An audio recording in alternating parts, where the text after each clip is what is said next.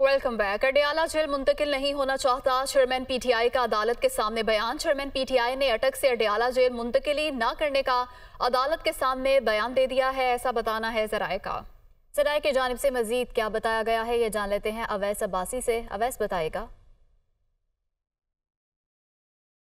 जी बिल्कुल, जैसे कि कल हाई कोर्ट की जानिब से भी अहकाम जारी हुए थे कि चेयरमैन तहरीक इंसाफ को जो है अटक जेल से अडयाला जेल मुंतकिल किया जाए। तो हम आज समाअत के दौरान जो है चेयरमैन तहरीक इंसाफ ने जज के सामने ये इस्तफसार किया है कि वो अटक जेल के अंदर ही एडजस्ट हो गए हैं। बेशक उन्हें जो है अब अडयाला जेल मुंतकिल ना किया जाए, इससे उन्हें कोई फ़र्क नहीं पड़ता कि वो कहाँ पर हैं, वो यहीं पर एडजस्ट हो गए। इसके साथ साथ जो है बाद में इमरान खान के वकील लतीफ़ खोसा जो है उनसे जब ये सवाल किया गया तो उनका ये कहना था कि चेयरमैन पीटीआई का इस सेंस में ये कहा है कि वो जेल के अंदर ही एडजस्ट हो गए। वो अब चाहे वो 2 महीने भी रहते हैं, 3 महीने भी रहते हैं, उन्हें इस चीज़ से फ़र्क नहीं पड़ता।